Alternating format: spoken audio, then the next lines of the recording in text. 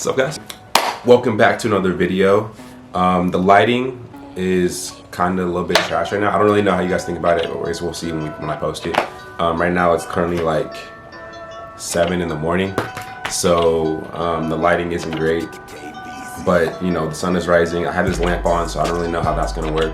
But we're just gonna roll with it. We're gonna go, because today I have a video that I've been actually wanting to talk about for a long time, because I get asked this question a billion times, because as I've you know, kind of continued to build myself up and keep, you know, persevering towards my goals, I guess people kind of, you know, want to ask me the question how I deal with the difference between self-confidence and arrogance.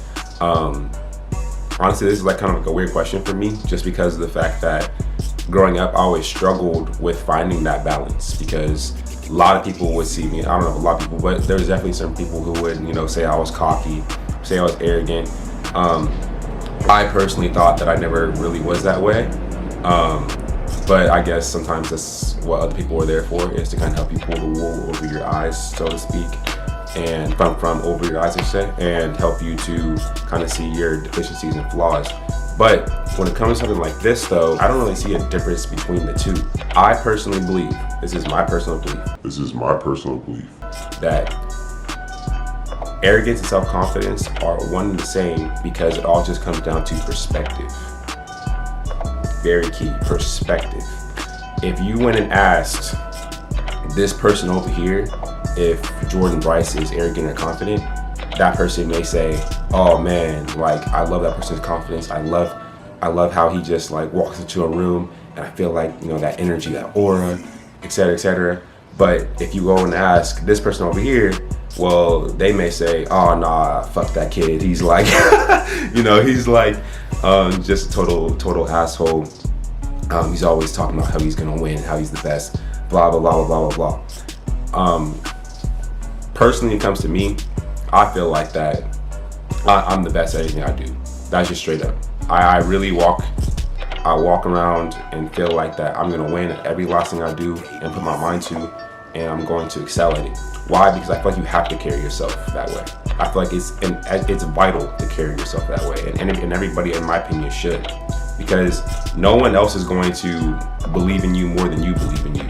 So if you already kind of see yourself as whatever, then what do you think that's going to affect you, and how it's going to affect your goals and your dreams and the outcome of your life? You thinking you're the best shouldn't be seen as an arrogant thing, or as like oh, you know, he, you know, likes to make put other people down type thing. Like, the fact that me saying that I'm the best could make you feel like that you're getting put down says more about you than says about me, because it says that something in you isn't right. Me saying I'm the best and that I'm going to win at something shouldn't make you feel like, oh nah, you know, I can't do this, you know, I'm not going to do well at this, excel at this. I think where actually that kind of stems from is just human nature. It's kind of humanly to think in scarcity. A lot of times humans kind of, we put limits on ourselves. So if that guy over there says he's the best, that means I can't be the best. That means it's not enough for us all to win. You know, personally, I believe that there's just so much out there for everyone to get, that, you know, we can all be the go to whatever we do.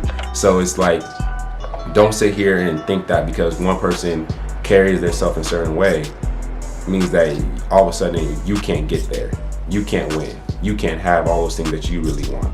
You know, it's very imperative to really try to like push yourself to believe that you are that dude, that you are that person, you are that girl, right? Because at the end of the day, it's all you. If you want to get somewhere, no one's ever gonna really believe in you as much as you do until you do it. Then when you do it, now everybody, you know, is like, oh snap, you know, look at that person doing. But you gotta carry yourself a certain way. You gotta walk in and feel like that you're like that top dog. So, you know, back to the question, I guess, is what's the difference between self-confidence and arrogance? It's straight up just perspective. You know, who is saying it? If I tell Jordan Blakely that I'm the best, he gets inspired. Why? Because he believes he's the best. He believes he's gonna win. You know, so, you know, if I tell someone else that, they may feel insecure about themselves. And I think it's really just comes down to is we all gotta learn to check ourselves and understand, why do I feel a certain way when someone else is, you know, beaming with, you know, energy and light?